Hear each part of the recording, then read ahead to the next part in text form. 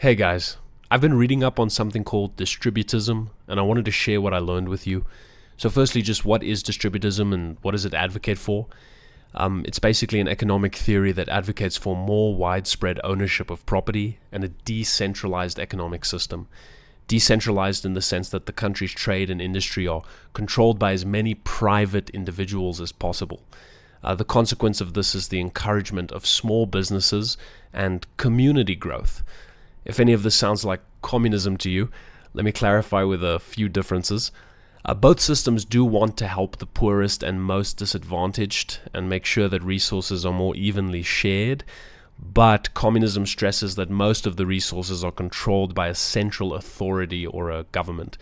In distributism, the resources are to be controlled by the individual or the family. Resources like property or small businesses. The ownership is given to the citizens, and there are even incentives for individuals and families to have small businesses or property.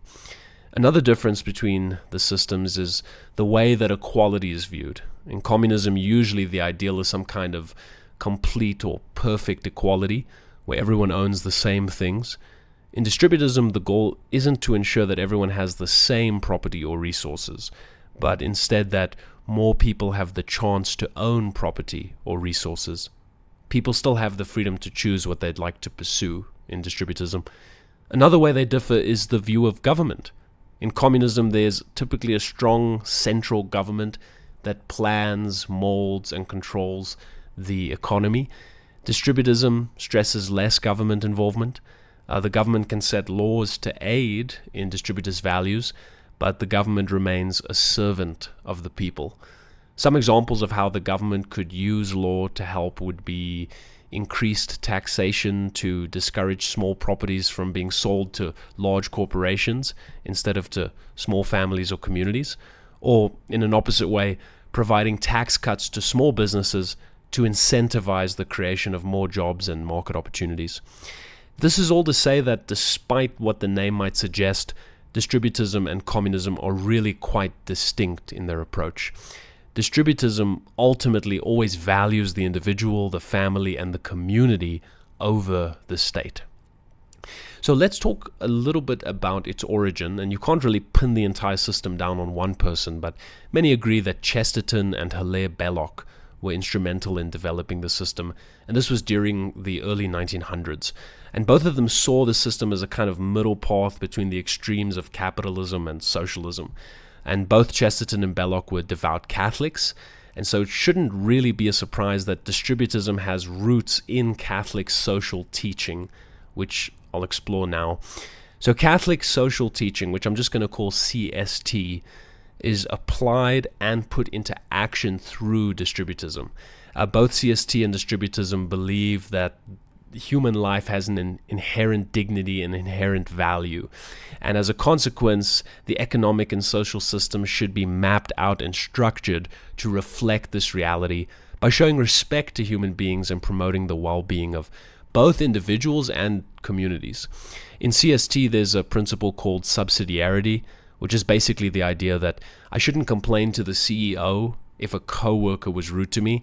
I need to begin by speaking with that coworker, but then if that doesn't work, looking for the next most local and immediate level of help, the supervisor, for example. In distributism, there's emphasis on the local community working together and assisting each other when help is needed. We turn to our community and the small-scale localized systems in place within before we have to step outside of that system to look for help from the larger governmental bodies. Another important element of CST is the principle of solidarity, which basically says that all people are interconnected, which is really obvious in a family, but less obvious in a society, although it's still true.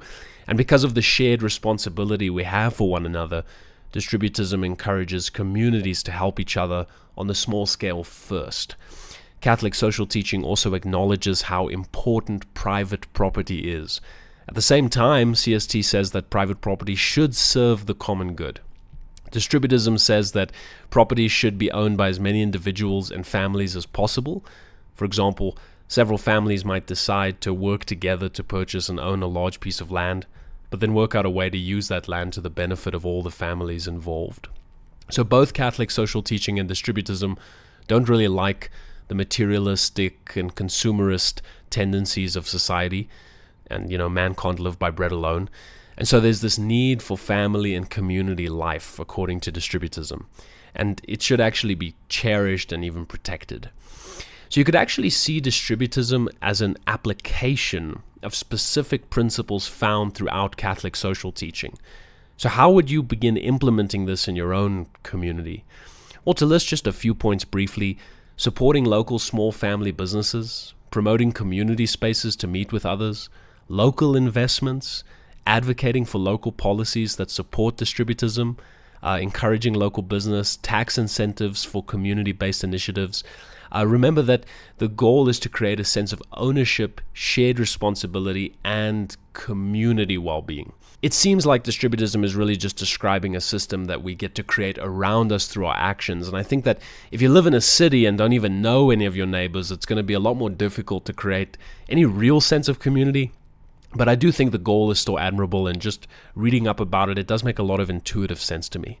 I think the comparison to communism is a consequence of the unfortunate connotations of the system's name, since distributism kind of sounds like taking things forcibly from one person and then distributing them to everyone else.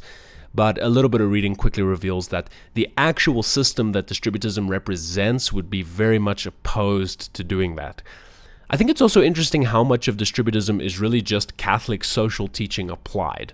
I'm sure many non-Catholics would also see the value in this approach, and indeed many do, since the core principles of Catholic social teaching like subsidiarity, solidarity, dignity, and private property are very important to many people. If you want to do a little bit of your own research on the topic, I recommend reading What's Wrong with the World by G.K. Chesterton. And of course, guys, I'm very much still learning about this, and I may even have made some mistakes when writing these ideas out, so feel free to drop any corrections in the comments below. And then here's a question for you to think about, and maybe to let me know in the comments. What do you think of distributism? Anyway, guys, this has been on my mind for a few days now, and I just wanted to share it with you. Goodbye.